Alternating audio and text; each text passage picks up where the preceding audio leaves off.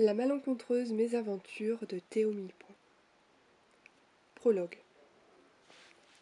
Au nord de l'Écosse, dans un village du nom de Rhiaden, vivait la famille Millepoint. Elric et Helena avaient un fils nommé Théo, qui du haut de ses 9 ans avait la fâcheuse habitude de se mettre dans des situations rocambolesques. Depuis quelque temps, son nouveau terrain de jeu était la vaste forêt bordant le village. Il y passait toutes ses journées à explorer chaque recoin avec son meilleur ami Ash. Théo s'était mis en tête de devenir chercheur d'or, depuis que son père lui avait avoué un soir qu'il avait toujours rêvé d'en faire son métier. Malheureusement, les choses ne s'étaient pas passées comme il l'aurait souhaité.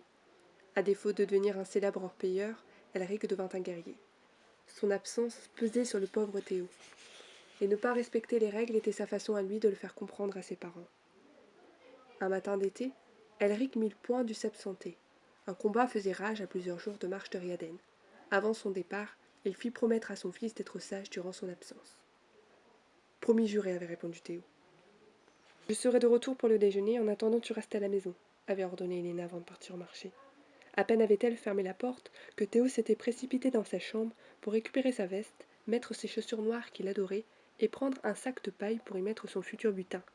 La promesse faite à son père le jour précédent était déjà oubliée.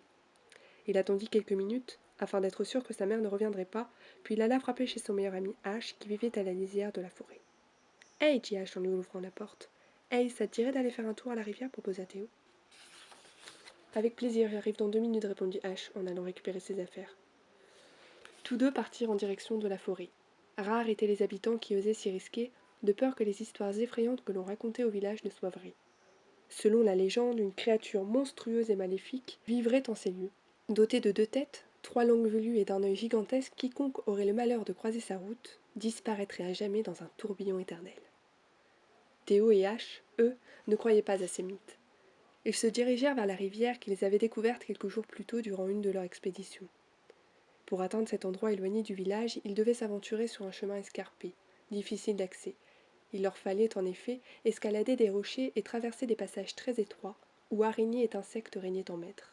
« J'espère que l'on trouvera quelques pépites cette fois-ci, déclara Théo sur un ton enjoué. « J'espère aussi, ce serait super, renchérit Ash. » Arrivés à la rivière, ils se mirent à la recherche de la moindre trace d'or. Ils soulevèrent toutes les pierres qu'ils pouvaient trouver, mais en vain. Au bout de quelques heures, Ash proposa de retourner au village.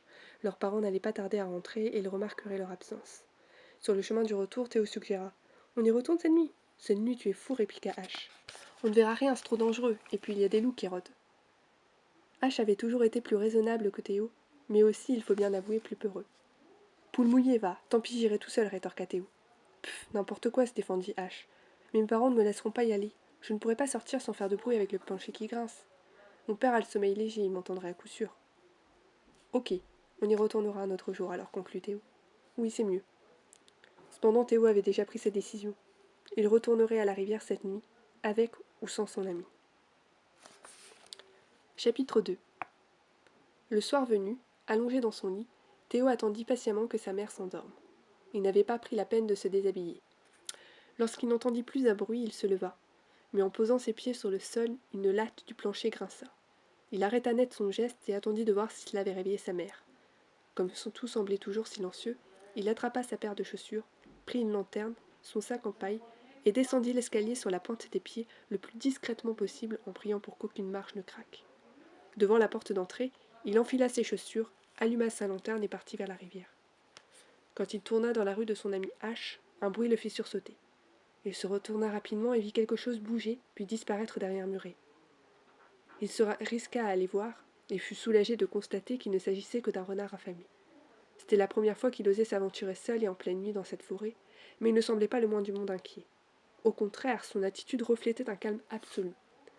Le trajet jusqu'à la rivière se déroula sans encombre, hormis quelques toiles d'araignées ici et là qu'il se prit en plein visage.